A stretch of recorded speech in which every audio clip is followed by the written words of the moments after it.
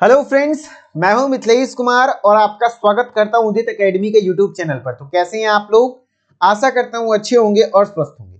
आज के इस वीडियो लेक्चर में मैं आपको डाइजेस्टिव सिस्टम यानी पाचन तंत्र से रिलेटेड एमसीक्यू करवाने वाला हूं, जो कि आपके डी फार्मा एंट्रेंस एग्जाम 2024 के लिए काफी इंपॉर्टेंट रहने वाला है। इंपॉर्टेंट क्यों? क्योंकि यहाँ पर जितने भी मल्टीपल चॉइस क्वेश्चन करवाऊंगा वो कहीं ना कहीं प्रीवियस ईयर में आपके एंट्रेंस एग्जाम में पूछे गए हैं, और साथ ही साथ जो भी क्वेश्चंस करवाऊंगा वो अनुमानित है। इस प्रकार के क्वेश्चन आपके एग्जाम में पूछे जा सकते हैं, है ना। और जो भी क्वेश्चन करवाऊंगा उसका डिटेल में एक्सप्लेनेशन करूंगा, जिससे क्या होगा, उस क्वेश्चन का आंसर आपको नहीं भी पता होगा तो एक पूरे आंसर के साथ साथ कंसेप्ट पता चलेगा, और उस कंसेप्ट से रिलेटेड एग्जाम में अगर क्वेश्चन आया तो आप सही से आंसर कर पाएंगे। और आप सभी लोगों को बता दें, ये उदित एकेडमी का एक ऐसा मात्र यूट्यूब चैनल है जो कि डी फार्मा एंट्रेंस एग्जाम 2024 यानी यूपी पॉलिटेक्निक ग्रुप ई के कैंडिडेट के लिए कंप्लीटली डेडिकेटेड चैनल है।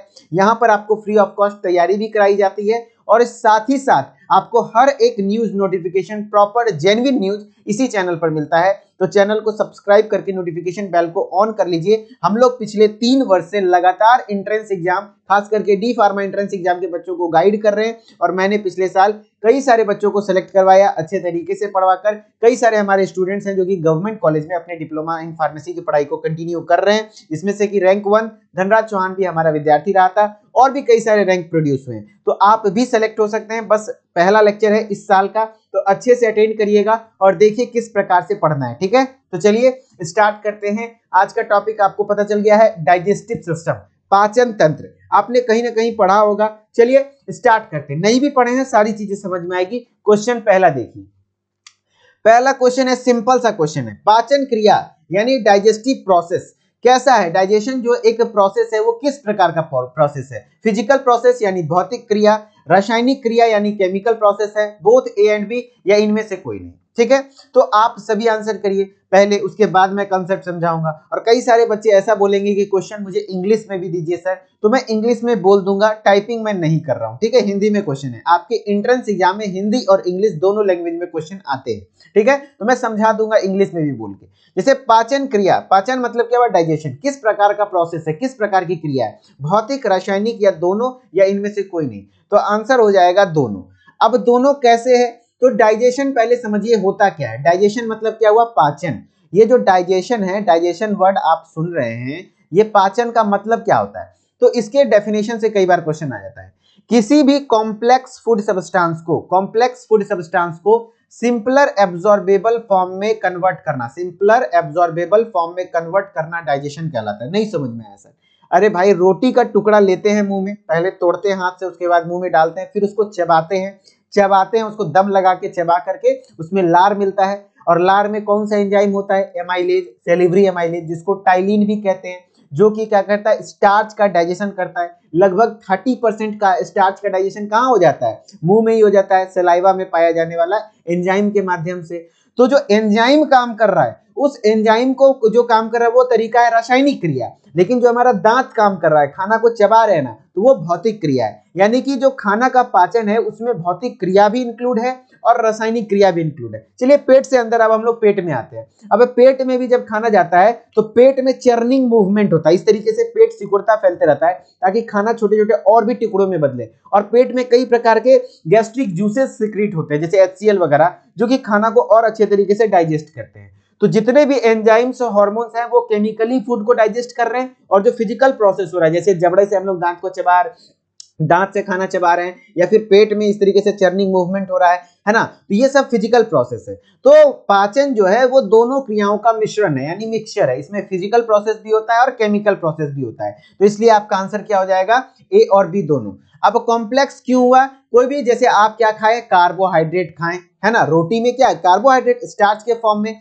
अब ये स्टार्च क्या होता है? सिंपलर एब्जॉर्बेबल फॉर्म में चेंज होता है। कैसे? तो जो सेलिवरी एमाइलेज एंजाइम है, पहले स्टार्च को किसमें डाइजेस्ट करता है? बताइए, माल्टोज में। सब लाइन से क्वेश्चन बन रहा है, ध्यान से सुनिएगा। स्टार्च को किसमें कन्वर्ट करता है? माल्टोज में। अब ये माल्टोज किसमें कन्वर्ट हो जाएगा? फिर ग्लूकोज में। आगे अंदर जब पेट में जाता है तो ये माल्टोज ग्लूकोज में बदल जाता है, और ये ग्लूकोज आपके ब्लड में क्या हो जाता है? एब्जॉर्ब हो जाता है। ठीक है, क्योंकि कार्बोहाइड्रेट डायरेक्टली ब्लड में एब्जॉर्ब नहीं होगा, क्योंकि ये पॉलीसेकेराइड है, बड़ा यूनिट है। इसको छोटे से छोटे यूनिट में बदला जाता है, मोनोसेकेराइड में बदला जाता है। समझ रहे हैं ना? तो पाचन क्या है, एक ऐसा प्रोसेस है जिसमें कॉम्प्लेक्स फूड सब्सटेंस को सिंपल एब्जॉर्बेबल फॉर्म, ताकि वो खून में अवशोषित हो सके। कहते हैं ना खाना खाता है लेकिन लगता नहीं है, यानी कि अवशोषण नहीं हो रहा है, ठीक है। तो उस प्रोसेस को हम लोग डाइजेशन कहते हैं, जिसमें फिजिकल प्रोसेस भी होता है और केमिकल प्रोसेस भी होता है, ठीक है। अंडरस्टैंड, मेरे ख्याल से आप इस कंसेप्ट को अच्छे से समझे होंगे, ठीक। दूसरी क्वेश्चन है, सबसे बड़ी लार ग्रंथि है। आपको हमने बताया मुंह में लार बनता है, सलाइवा, सलाइवा को ही तो लार कहते हैं ना। जैसे लड्डू देखते हैं, लड्डू देखते मुंह से लार चूने लगता है। आखिर मुंह में ऐसा क्या है, कुछ तो है जो कि लार बनाता है। लार कहां से बनता है, तो लार जो बनता है हमारे मुंह में वो लार ग्रंथि से बनता है। किससे, लार ग्रंथि। और लार ग्रंथि को इंग्लिश में क्या कहते हैं, सेलिवरी ग्लैंड। और सेलिवरी ग्लैंड जो हमारे मुंह में होता है टोटल 6 गो होता है। और 6 गो मतलब क्या हुआ, 3 टाइप का सेलिवरी ग्लैंड होता है। पहले ये देखिए, ये हमारा मुंह है यानी मुख गुहा, ओरल कैविटी, जिसको हम लोग बकल कैविटी के भी नाम से जानते हैं। अरे भाई, ओरल कैविटी या बकल कैविटी क्या होता है, बकबक कहां से करते हैं, मुंह से, तो मुख गुहा को ही बकल कैविटी कहा जाता है। और क्वेश्चन नॉर्मली पूछा जाता है कि खाना का पाचन का प्रारंभ कहां होता है, मतलब कि खाना जो आपका खाते हैं उसके डाइजेशन का प्रोसेस स्टार्ट कहां से होता है। तो बच्चा कंफ्यूज हो जाता है, बच्चा बोल देता है पेट से, नहीं, मुंह से ये स्टार्ट हो जाता है। क्यों, क्योंकि फिजिकली तो डाइजेस्ट हो रहा है ना, और साथ ही साथ केमिकली भी हो रहा है। क्यों, मुंह में जो लार है, लार में कौन सा एंजाइम है, बार बार बोल रहा हूं, पटाइलिन, जिसको टाइलिन कहते हैं, है ना। और उसी का नाम है सेलिवरी एमाइलेज, जो क्या करता है, स्टार्च का डाइजेशन करता है। तो मुंह में ही स्टार्ट हो जाता है, ठीक है। अब बात कर लेते हैं जो मुंह में वो लार है वो कौन बनाता है, तो लार ग्रंथि, सेलिवरी ग्लैंड। कितने टाइप का होता है, 3 टाइप का। कितना होता है, 6 गो, यानी हर एक टाइप 2-2 गो होता है। जैसे उसमें से एक टाइप है पैरोटिड ग्लैंड, जो कि चिक के पास होता है, एकदम पोजीशन याद रखिएगा, और ये बड़ा सा होता है, जैसे ये देखिए पोजीशन। फिर ये मैंडिबल है ना, ये नीचे वाले को मैंडिबल कहते हैं, सब मैंडिबुलर ग्लैंड। सब मतलब नीचे, मैंडिबल मतलब मैंडिबल के नीचे आपका जो ग्लैंड है सब मैंडिबुलर ग्लैंड है। और सब लिंगुअल, लिंगुआ मतलब होता है जीभ, जीभ के नीचे पाए जाने वाली ग्रंथि को सब लिंगुअल ग्लैंड कहते हैं। तो आपका सब लिंगुअल ग्लैंड है, सब मैंडिबुलर ग्लैंड है, सब मैंडिबुलर है, और पैरोटिड ग्लैंड है। ये 3 टाइप का होता है, और ये तीनों कितना कितना होता है, 2-2 होता है। तो 3 दूनी 6 गो हो गया, ठीक। अब साइज के अकॉर्डिंग आप बताइए कौन सा सबसे बड़ा है, पैरोटिड ग्लैंड। तो आंसर क्या हो जाएगा, आंसर क्या हो जाएगा, सबसे बड़ी लार ग्रंथि कौन सी है, तो पैरोटिड ग्रंथि हो जाएगा, यानी पैरोटिड ग्लैंड हो जाएगा, ठीक है। समझ गए, वही बात है। अब इसी प्रकार से क्वेश्चन घुमा देगा कि सबसे ज्यादा लार कौन बनाता है, यानी सबसे ज्यादा सलाइवा कौन प्रोड्यूस करता है। तो जो सबसे बड़ा होगा वही करेगा, तो पैरोटिड ग्लैंड करता है। अब सबका पोजीशन पूछा जाता है कि पैरोटिड ग्लैंड कहां पाया जाता है। ये ग्रंथि टॉपिक बहुत इंपॉर्टेंट है, ध्यान से देखिएगा। जो आपका लार ग्रंथि है पैरोटिड वाला, पैरोटिड ग्लैंड कहां पाता है, चिक के पास, चिक के पास, ठीक है, कान के पास कह सकते हैं। और जो आपका सब मैंडिबुलर ग्लैंड है, मैंडिबल के नीचे, जबड़े के नीचे, और जो सब लिंगुअल है, जीभ के नीचे, ठीक है। जब ऐसे करेंगे तो जीभ में यहां नीचे से दिखेगा, सब लिंगुअल ग्लैंड पाया जाता है, ठीक। अब सबके डक्ट का नाम आपको ध्यान रखना है। जैसे पैरोटिड ग्लैंड है, इसके डक्ट का नाम क्या है, स्टेनसन्स डक्ट, साइंटिस्ट के नाम पे रख दिया गया है, जिस साइंटिस्ट ने खोजा उस साइंटिस्ट का नाम रख दिया स्टेनसन्स डक्ट। फिर सब मैंडिबुलर ग्लैंड के डक्ट का नाम क्या है, वॉर्टन डक्ट, वॉर्टन्स डक्ट। देखिए बहुत इजी है, ध्यान से सुनिएगा, सारी चीजें समझ में आएगी। सब लिंगुअल ग्लैंड का डक्ट का नाम क्या है, बताइए, सब लिंगुअल डक्ट, तो डक्ट का नाम है डक्ट ऑफ रिविनस। क्या, डक्ट ऑफ रिविनस। सब लाइन से क्वेश्चन बनेगा, इससे 2-3 साल से लगातार सेलिवरी ग्लैंड से क्वेश्चन आ रहा है, इसलिए इतना डिटेल में बता रहा हूं कि पिछले साल भी क्वेश्चन आया कि सबसे बड़ी ग्रंथि पैरोटिड ग्लैंड। तो आपका आंसर क्या हो जाएगा, जो पैरोटिड ग्लैंड का डक्ट है वो स्टेनसिल्स डक्ट है, सब मैंडिबुलर ग्लैंड का डक्ट है वॉर्टन डक्ट है, और सब लिंगुअल ग्लैंड का डक्ट है duct of Rivinus. Okay, done, clear. अब बात कर लेते हैं क्या, टोटल कितना है, 6 गो है। कितने टाइप का होता है, 3 टाइप का होता है। कहां पाया जाता है, सेलिवरी ग्लैंड पूछ लिया जाता है, सेलिवरी ग्लैंड कहां पाया जाता है, तो आपके मुख गुहा। मुख गुहा मतलब क्या हुआ, बताइए, मुख गुहा मतलब क्या हुआ, बकल कैविटी, उसी को हम लोग क्या कहते हैं, ओरल कैविटी कहते हैं, ओरल कैविटी कहते हैं, ध्यान रह जाएगा। चलिए ठीक है। अब ग्लैंड से रिलेटेड और भी क्वेश्चंस आते हैं, जैसे कि पिछले साल एग्जाम में पूछा गया लार्जेस्ट ग्लैंड, तो आप आंसर क्या करिएगा, ध्यान से मैं लिख देता हूं, largest gland of the body. Largest gland मतलब क्या हुआ, जो आपके शरीर का सबसे बड़ी ग्रंथि है वो क्या है, लीवर है, लीवर है, क्या है, लीवर, यकृत, है ना। और यकृत का साइज कितना होता है, लमसम 1 इसका वेट कितना होता है, 1.5 kg, लगभग 1.5 किलो का होता है, और कुछ इस आकार का बना होता है ना।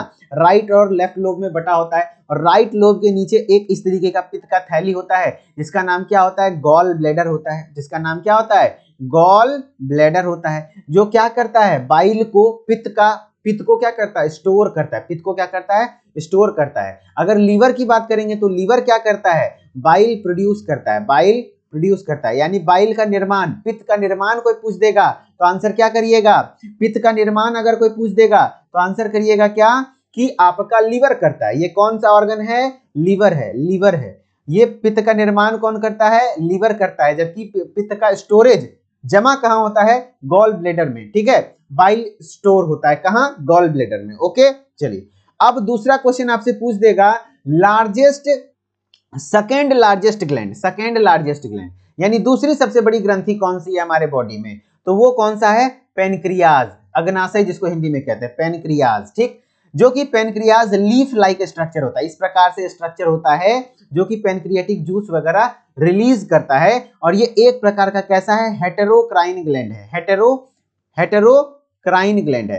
हेटेरोक्राइन मतलब क्या हुआ, ये मिक्स ग्लैंड भी कहलाता है, मिक्स ग्लैंड भी कहलाता है। इसका मतलब क्या हुआ, इसमें इंडोक्राइन नेचर भी होता है, इसमें इंडोक्राइन नेचर भी होता है और एक्सोक्राइन नेचर भी होता है। अब ये इंडो और एक्सो क्या है सर, तो इंडो का मतलब है जो हार्मोन रिलीज करे और एक्सो का मतलब होता है जो एंजाइम रिलीज करे, तो ये दोनों चीज रिलीज करता है। तो पूछा जाता है कि मिक्स ग्लैंड कौन सा है, हेटेरोक्राइन ग्लैंड कौन सा है, तो पेनक्रियाज है। और दूसरी सबसे बड़ी ग्रंथि हमारे शरीर में कौन सा है, तो पेनक्रियाज है, ठीक है, समझ गए। अब तीसरा क्वेश्चन ये आ जाएगा, largest endocrine gland, largest endocrine gland, endocrine gland मतलब क्या हुआ, जो हार्मोन रिलीज करने वाली ग्लैंड, ग्रंथियां जो कि हार्मोन बनाती हो, तो हार्मोन बनाने वाली सबसे बड़ी ग्रंथि कौन सा है, थायराइड, थायराइड आप लोग देखते भी होंगे।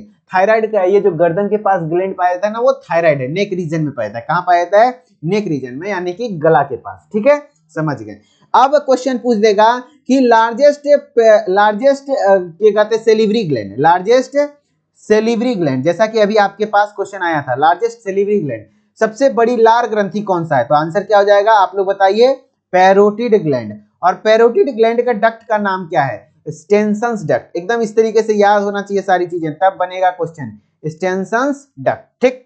अब बात कर लेते हैं, क्या क्वेश्चन आ जाएगा, एक क्वेश्चन और बनता है, लार्जेस्ट सेलिवरी ग्लैंड हो गया, लार्जेस्ट इंडोक्राइन ग्लैंड हो गया, लार्जेस्ट सेकंड लार्जेस्ट ग्लैंड हो गया, लार्जेस्ट ग्लैंड हो गया।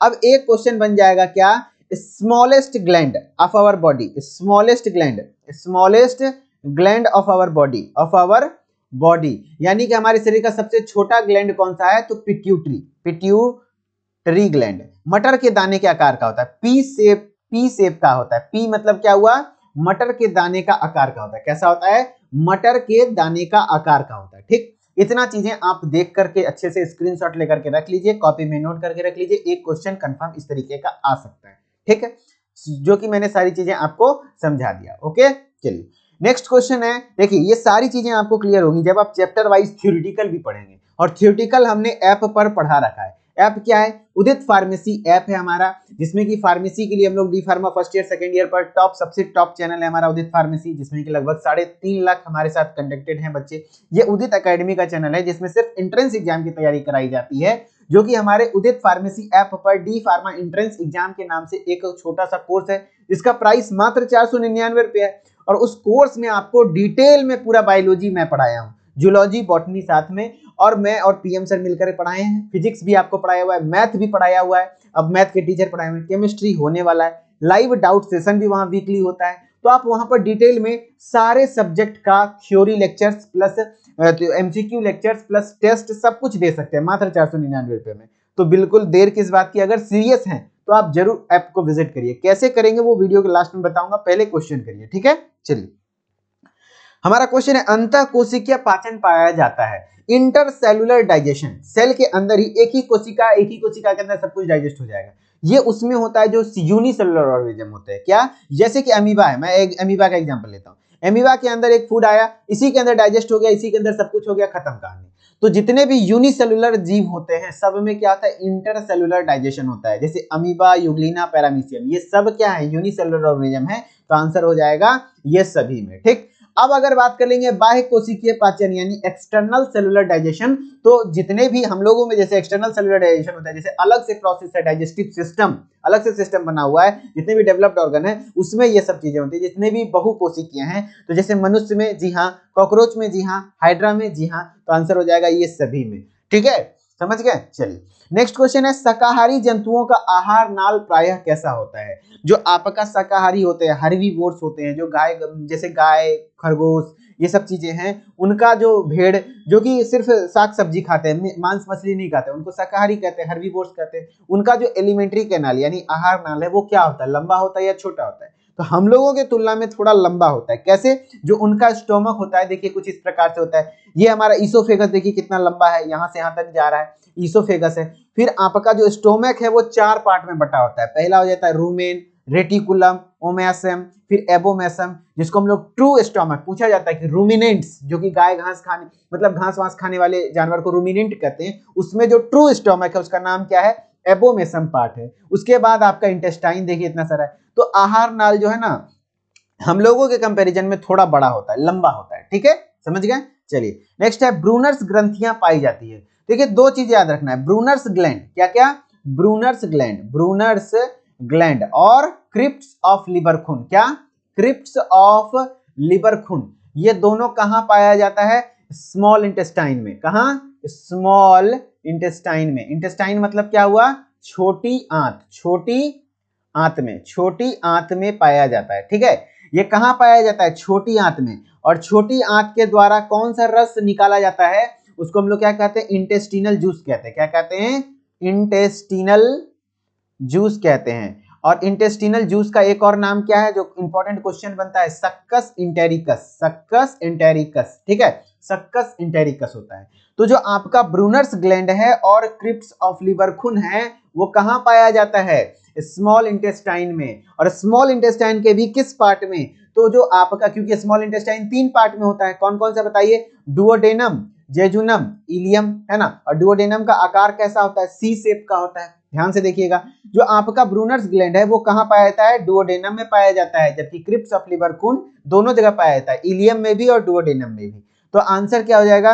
ब्रूनर्स ग्रंथियां जो पाई जाती हैं वो किसमें पाई जाती हैं? स्मॉल इंटेस्टाइन यानी छोटी आंत में। तो जी हाँ, आंसर हो जाएगा छोटी आंत में। ठीक है, इस प्रकार से क्वेश्चन के आंसर आपको करने हैं। नेक्स्ट है, लिवर खून की दरारें यानी वही क्रिप्ट्स ऑफ लिवर खून पाई जाती है। तो ये भी कहां? स्मॉल इंटेस्टाइन में। और कहां? इलियम तथा डुओडेनम। जी हाँ, इलियम तथा डुओडेनम में। तो आंसर ए हो जाएगा। मानव का यकृत होता है, मानव का यकृत यानी लीवर, लीवर जिसको हम लोग जिगर या कलेजा कहते हैं, लोगों को आप कहते हैं ना कलेजा का टुकड़ा है, कलेजा मतलब लीवर होता है। ठीक है, तो ये लीवर जो है आपका 5 पाली युक्त होता है, यानी कि 5 लोब होते हैं, या 2 लोब होते हैं, या 3 लोब होते हैं, या 4 लोब होते हैं। पाली मतलब लोब। तो आंसर हो जाएगा 2 लोब होता है, यानी कि द्विपाली युक्त होता है, जिसमें दोनों लोब का नाम क्या है? इस लोब का नाम आपका हो जाएगा क्या? Left lobe. इस लोब का नाम क्या हो जाएगा? Left lobe. और इस लोब का नाम क्या हो जाएगा? Right lobe, right lobe. और लेफ्ट लोब जो होता है वो क्या होता है? स्मॉलर होता है, स्मॉलर होता है। और राइट लोब जो होता है थोड़ा सा बड़ा होता है। देखिए देखिए देख के पता चल रहा होगा कि जो राइट वाला लोब है वो थोड़ा बड़ा होता है। और राइट लोब के नीचे जो होता है वो क्या होता है? गॉल ब्लैडर होता है। वो क्या होता है? गॉल ब्लैडर होता है, जिसका काम क्या है बताइए? बाइल स्टोर करना। जो पित्त है वो बनता है, उसके बाद स्टोर होता है। और पित्त निर्माण करना किसका काम है? लीवर का। तो बाइल प्रोड्यूस करना काम किसका है? लीवर का। और लीवर के ऊपर एक कवरिंग होती है, इस कवरिंग का नाम क्या होता है? ग्लीजन्स कैप्सूल। क्या होता है? ग्लीजन्स कैप्सूल। बताइए क्या होता है? ग्लीजन्स कैप्सूल। तो आपको ध्यान होना चाहिए कि लीवर का जो कवरिंग होता है वो ग्लीजन्स कैप्सूल के नाम से जाना जाता है। ठीक है, मैं क्या बोल रहा हूं? मानव यकृत जो द्विपाली युक्त होता है, यानी कि बाइलोब्यूलर होता है, यानी 2 लोब होता है, right lobe and left lobe. Left lobe थोड़ा छोटा होता है, राइट लोब बड़ा होता है। और राइट लोब के नीचे जस्ट गॉल ब्लैडर पाया जाता है, जो कि बाइल स्टोर का निर्माण बाइल स्टोर का काम करता है, यानी कि पित्त को स्टोर करने का, संग्रह करने का काम करता है। जबकि जो लीवर है बाइल प्रोड्यूस करने का काम करता है, पित्त। और आपका जो इसके कवरिंग है उसको ग्लीजन्स कैप्सूल कहते हैं। और मानव शरीर की सबसे बड़ी ग्रंथि भी लीवर ही है, जिसका वेट लमसम 1.5 kg होता है, यानी 1.5 किलो का लमसम होता है। ठीक है, नेक्स्ट है ग्लीजन्स का संपुट यानी ग्लीजन्स कैप्सूल पाया जाता है। तो अभी हमने बताया था यकृत, आंसर क्या आ जाएगा? यकृत। जो आपका लीवर बोल रहा हूं कि लीवर का जो कवरिंग है वो कवरिंग क्या नाम से जाना जाता है? ग्लीजन्स कैप्सूल के नाम से जाना जाता है। फिर है स्टेंसन्स नलिकाएं तथा वॉर्टन्स नलिकाएं। अभी हमने बताया था स्टेंसन डक्ट और वॉर्टन डक्ट, याद है? स्टेंसन डक्ट किससे संबंधित था? पैरोटिड ग्लैंड से। और वाटन डक्ट आप बताइए, वाटन डक्ट जो था वो किसके के लिए था? सब मैंडिबुलर ग्लैंड के लिए, सब मैंडिबुलर ग्लैंड के लिए। और ये दोनों ग्लैंड किस प्रकार के थे? लार ग्रंथि थे ना, तो आंसर हो जाएगा लार ग्रंथि से। स्टेंसन डक्ट और वाटन डक्ट किस प्रकार की ग्रंथि से रिलेटेड हैं? तो लार ग्रंथि से, ठीक है। बिल्कुल इसी प्रकार से आपको डिटेल में पढ़ना है पूरे चैप्टर को, ठीक है। एकदम डाइजेस्टिव सिस्टम बढ़िया से आप पर पढ़ाए हुए हैं, 5 से 6 लेक्चर में मजा आ जाएगा पढ़ के, एकदम बढ़िया बढ़िया डायग्राम के साथ, एकदम बढ़िया वीडियो क्वालिटी के साथ, कोई दिक्कत नहीं होगा। सारा पीडीएफ नोट्स, एमसीक्यू प्रैक्टिस का नोट्स सब कुछ मिल जाएगा, जो कि ऐप पर मिलेगा आपको। अक्षीर वाहिनियों अर्थात लैक्टियल्स का संबंध होता है। अक्षीर वाहिनी मतलब क्या हुआ? अक्षीर वाहिनी का मतलब होता है, उसी का नाम होता है लिम्फ कैपिलरीज, लिम्फ कैपिलरीज। देखिए बात ऐसी है ना कि जो आप ग्लूकोज खाते हैं, जैसे कार्बोहाइड्रेट खाएं, प्रोटीन खाएं, तो कार्बोहाइड्रेट पहले किस में कन्वर्ट होता है? ग्लूकोज में। और ग्लूकोज किस में एब्जॉर्ब होता है? ब्लड वेसल्स में। और कार्बो ये प्रोटीन वाला जो एमिनो एसिड में बदला, और वो भी ब्लड वेसल्स में एब्जॉर्ब होता है। लेकिन अगर बात कर लें इसका, किसका? फैट का, तो फैट का जो फैटी एसिड में बदलता है, वो फैटी एसिड ब्लड वेसल्स में एब्जॉर्ब नहीं होता, उसके लिए एक अलग से कैपिलरीज होता है। इस प्रकार से उसको हम लोग लैक्टियल्स कहते हैं, जो कि लिम्फ कैपिलरीज होता है। क्या होता है? लिम्फ कैपिलरीज होता है। तो ये बोला, जो लैक्टियल्स का संबंध है वो किससे है? वसा अवशोषण से, यानी फैट के एब्जॉर्प्शन से लेना देना रखता है। समझ रहे हैं? नेक्स्ट है, समस्त पाचन एंजाइम होते हैं, जितने भी डाइजेस्टिव एंजाइम्स हैं, अलग अलग कहते हैं, जो भी एमाइलेज वाला एंजाइम है, या पेप्टिन है, या फिर काइमोट्रिप्सिनोजेन है, या फिर ट्रिप्सिन है, जो भी है, ये सारे एंजाइम्स हैं वो किस प्रकार के एंजाइम हैं? जल अपघटक एंजाइम्स होते हैं, यानी हाइड्रोलेजेज होते हैं, जो कि वाटर के उपस्थिति में ही किसी भी चीज का अपघटन करेंगे, यानी कि वाटर के उपस्थिति में ही काम करेंगे। हाइड्रोलाइटिक एंजाइम्स वगैरह होते हैं। मनुष्य में लार होती है, जो मनुष्य का लार होता है सलाइवा, सलाइवा का पीएच बताइए, सलाइवा का पीएच कितना होता है? तो जो मुंह में लार का एंजाइम है, एंजाइम का पीएच कितना होता है? 6.8 के समथिंग होता है, लगभग 7 के करीब होता है। तो इसलिए आप कह सकते हैं इसको उदासीन होता है। क्या होता है? उदासीन होता है, ठीक है। तो आपका मुंह का जो सलाइवा होता है उसका पीएच लमसम उदासीन होता है। अगर 7 से कम होता है तो एसिडिक होता है, जैसे आपका गैस्ट्रिक जूस होता है जिसमें HCl पाया जाता है, 1.8 पीएच होता है, हाईली एसिडिक होता है। अगर हाथ पे गिर जाएगा तो हाथ जला देगा, इसीलिए तो कोई भी चीजें खाते हैं उसको पचा देता है। अब आपके मन में क्वेश्चन आ रहा होगा, सर आप मांस खाते हैं तो मांस पच जाता है, लेकिन हमारा पेट भी तो मांस से बना है, पेट क्यों नहीं पच जाता है? तो पेट में जो आपका एक म्यूकस नेक सेल नाम के म्यूकस सिक्रेट होता है। क्या होता है? म्यूकस, है ना, वो लेयर पर HCl काम नहीं कर पाता, जिससे कि पेट को प्रोटेक्ट कर लेता है, ठीक है। तो पेट के अंदर वो म्यूकस पाया जाता है। तो आपका आंसर जो हो जाएगा यहाँ पर क्या हो जाएगा? उदासीन। और आपका जो पेनक्रिएटिक जूस है, यानी अग्नाशयी रस है, उसका पीएच लमसम 8+3 होता है, 8.3 या 8.6 के समथिंग होता है। तो 8+ होता है, तो 8+ हो गया, यानी 7 से ज्यादा हो गया, तो 7 से ज्यादा हो गया तो ये बेसिक होता है, यानी कि क्षारीय होता है। तो ये आपका उदासीन हो गया, यानी न्यूट्रल हो गया इंग्लिश में बोले तो, और ये आपका एसिडिक हो गया, ठीक है। तो मैं क्या बोल रहा हूं, ध्यान रखिएगा, जो पेट के अंदर गैस्ट्रिक जूस होता है वो एसिडिक होता है, और सलाइवा जो होता है वो न्यूट्रल होता है, और जो पेनक्रिएटिक जूस होता है वो बेसिक होता है, ठीक है। सामान्यतः अक्कल दाढ़ कितने वर्ष के आयु में निकलती है? अक्कल दाढ़ यानी विस्डम टीथ, जो नॉर्मली कहा जाता है 21 वर्ष में निकलती है। ऑप्शन के हिसाब से आप छांट लीजिए, 12 से 15, 21 टच भी नहीं किया, 34 से 40 ये कुछ ज्यादा हो गया, 21+ हो गया, 17 से 30 जी हाँ इसी बीच में निकलेगा, ठीक है, 17 से 30 के बीच में निकलता है मेनली। तो आप अपने हिसाब से ऑप्शन टच कर सकते थे। अग्नाशयी रस यानी पेनक्रिएटिक जूस कैसा होता है? अभी हमने बताया था ना, पेनक्रिएटिक जूस का पीएच कितना होता है बताइए? 8.3 टू 8.6, मतलब लमसम 8 से ज्यादा होता है। तो 8 से ज्यादा हो गया यानी 7 से प्लस हो गया, 7 से प्लस यानी कि उदासीन हो गया, सॉरी क्षारीय हो गया, बेसिक हो गया, तो आंसर ए हो जाएगा, ठीक है। अक्कल दाढ़ यानी विजडम टीथ होते हैं, वो विजडम टीथ जो सबसे लास्ट में आता है वो कैसा दांत होता है? तो आपका जो होता है वो मोलर होता है, चवर्णक होता है, सबसे लास्ट वाला, है ना। याद है आपको एडल्ट का याद रखना है, डेंटल फॉर्मूला और चाइल्ड का, जो बच्चा का डेंटल फॉर्मूला आता है वो क्या होता है, और एडल्ट का। तो जो एडल्ट का होता है जैसे ICPM इस तरीके से लिख दीजिए, इंसीजर, केनाइन, प्रीमोलर, मोलर, ये दांत के प्रकार हैं। इसमें 21-23/21-23 इस प्रकार से आपको ध्यान रखना है। और चाइल्ड में 21-02/21-02 और ICPM इस तरीके से याद रखना है। तो पूछा जाता है कि बच्चों में कौन सा दांत अनुपस्थित होता है जो कि 32 को नहीं पूछता है? तो जो प्रीमोलर है वो 0 होता है, एकदम से 0 होता है। प्रीमोलर यानी कि जो बड़का चौवा है ना उससे जस्ट पहले वाला, ठीक है, वो बाद में आता है। ओके तो देखिएगा बच्चा लोग में दांत सबसे पीछे वाला पहले आ जाता है, फिर आगे वाला पहले आता है, लेकिन बीच ये जो प्रीमोलर है वो बाद में आता है। तो आपका चवर्णक हो जाएगा विजडम टीथ, ठीक है। आंसर याद रखिएगा, ये डेंटल फॉर्मूला पूछा जाता है बच्चों में और बड़ों में, ठीक। मनुष्य में प्रोटीन का पाचन कहां से प्रारंभ होता है? जो अगर पूछता स्टार्च का पाचन कहां से प्रारंभ होता है तो आपका हो जाता मुख गुहा, है ना। लेकिन पूछ रहा है प्रोटीन का, तो अमाशय से होता है। किससे? यानी पेट से। अमाशय यानी स्टोमक से, ठीक है, स्टोमक से, पेप्सिन नाम के एंजाइम से होता है ना। और जो आपका अगर पूछ देता खाना का पाचन कहां से शुरू होता है तो मुंह से, क्योंकि खाना में सब कुछ आ जाता है। अगर पूछता है स्टार्च का पाचन कहां से होता है तो मुंह से, लेकिन प्रोटीन पूछ लिया तो अमाशय से, ठीक है।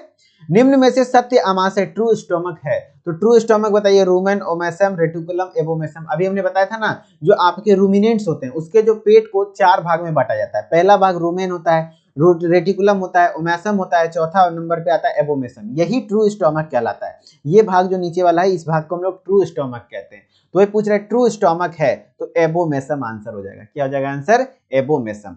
नेक्स्ट क्वेश्चन है वसाओं का इमल्सीकरण। वसा का इमल्सीकरण क्या होता है? फैट का इमल्सिफिकेशन। जैसे फैट का ग्लोब्यूल्स है, इसको और छोटे छोटे टुकड़ों में बदल देना, यही क्या कहलाता है? Emulsification of fat. यानी कि फैट के बड़े मॉलिक्यूल को छोटे छोटे टुकड़ों में बदल देना वसा का इमल्सिफिकेशन कहलाता है, वसा का इमल्सीकरण कहलाता है। जो किसके द्वारा होता है? बाइल साल्ट के द्वारा होता है। किसके द्वारा? बाइल साल्ट के द्वारा। देखिए जो आपका बाइल होता है, पित्त होता है ना, जो बनता है लिवर से है और लेकिन स्टोर होता है, याद है, गॉल ब्लैडर में। और ये बाइल जो होता है, ये बाइल में कोई एंजाइम नहीं पाया जाता है, किसी प्रकार का कोई एंजाइम नहीं पाया जाता है। इसमें जो आपका बाइल साल्ट है, इसमें जो आपका बाइल साल्ट है, यही बाइल साल्ट फैट का इमल्सिफिकेशन करने के लिए रिस्पॉन्सिबल होता है। यानी कि आप पित्त लवण इसको कह सकते हैं, पित्त लवण, ठीक है।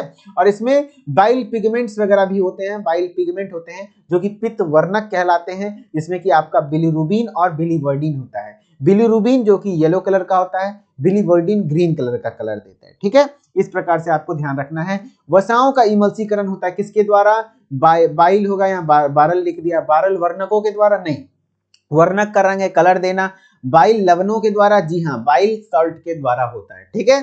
चलिए नेक्स्ट है पित्त रस में कौन सा एंजाइम उपस्थित होता है? बताइए पित्त रस यानी बाइल जूस में कौन सा एंजाइम उपस्थित होता है? बाइलिन, बिलीरुबिन, इनमें से कोई नहीं है, बर्लिन। तो इनमें से कोई नहीं आंसर हो जाएगा। क्यों? क्योंकि बाइल में किसी प्रकार का कोई एंजाइम नहीं पाया जाता है, ठीक है। तो इस प्रकार से आपके सारे क्वेश्चन थे। अब बात रही जिस कोर्स के बारे में मैं बात कर रहा था, डी फार्मा एंट्रेंस एग्जाम 2024 का कोर्स है ये। इस कोर्स को आप जरूर एनरोल करिए और मात्र 499 रुपए में आपको तैयारी कराया जा रहा है, ठीक है। जिसमें कि आपको फिजिक्स, केमिस्ट्री, बायोलॉजी, मैथमेटिक्स चारों सब्जेक्ट के रिकॉर्डेड वीडियो लेक्चर्स मिल जाएंगे। अभी फिलहाल केमिस्ट्री नहीं है, लेकिन केमिस्ट्री भी धीरे धीरे अपलोड होगा। और ई बुक, पीडीएफ नोट्स सारे सब्जेक्ट का आएगा। क्वेश्चन यहीं से आएगा, 90% क्वेश्चन यहीं से आएगा। पिछले साल भी आया था, अगले बार भी आया था, क्योंकि हम लोग जितने भी लोग यहाँ पर काम कर रहे हैं वो सारे लोग एंट्रेंस एग्जाम क्वालिफाइड है, तो आपको टेंशन नहीं लेना है। टॉपिक वाइज एमसीक्यू टेस्ट, मैंने खुद गवर्नमेंट कॉलेज से अपनी फार्मेसी की पढ़ाई करी है। मॉडल पेपर प्रैक्टिस करना है, फिर प्रीवियस पेपर प्रैक्टिस करना है, प्रॉपर टाइम मैनेजमेंट वगैरह सब कुछ सिखाया जाएगा और लाइव डाउट सेशन वगैरह भी लिए जाते हैं। यदि आप इंटरेस्टेड हैं तो प्ले स्टोर पे जाइए, देन ऐप को इंस्टॉल कीजिए और इंस्टॉल करने के बाद नाम, ईमेल आईडी डाल के लॉगिन कर लीजिए और स्टोर वाले सेक्शन में जाएंगे, आपको दिख जाएगा D pharma entrance exam course सबसे टॉप पर। इस कोर्स का प्राइस अभी फिलहाल कम चल रहा है, कुछ दिन में बढ़ा दिया जाएगा, तो जब तक बढ़े उससे पहले आप ज्वाइन करके अपनी तैयारी को स्टार्ट करिए। और किसी प्रकार का कोई और भी जानकारी चाहिए, डाउट हो जाए या पेमेंट रिलेटेड इश्यूज हो जाए, आप इस नंबर पे कॉल कर सकते हैं सुबह 8 लेकर के शाम के 6 बजे तक, ठीक है। चलिए, तो आई होप कि आज की ये पहली क्लास एंट्रेंस एग्जाम 2024 के लिए आपको अच्छी लगी होगी, समझ में आए होंगे सारी चीजें। क्या अच्छा लगा तो वीडियो में जरूर कमेंट में बताइए, और कोई क्या चीजें आपको लगती हैं कि इसमें सुधार किया जाए, आपके अकॉर्डिंग और भी क्या चीजें चेंज हो सकती हैं। और एंट्रेंस एग्जाम बहुत ज्यादा टफ नहीं होता है, ईजी होता है, बस आपको थोड़ा सा मेहनत करने की जरूरत है। रोज 2 से 4 घंटा अगर पढ़ने का क्षमता रखते हैं तो अभी भी क्लियर हो जाएगा, कोई दिक्कत वाली बात नहीं है। यहाँ पर आपको 8 से 10 घंटे पढ़ने की जरूरत नहीं है, ठीक है। चलिए, तो आई होप कि आपको यह वीडियो अच्छी लगी होगी और फिर मिलते हैं नेक्स्ट लेक्चर में। तब तक के लिए धन्यवाद। Okay, bye bye.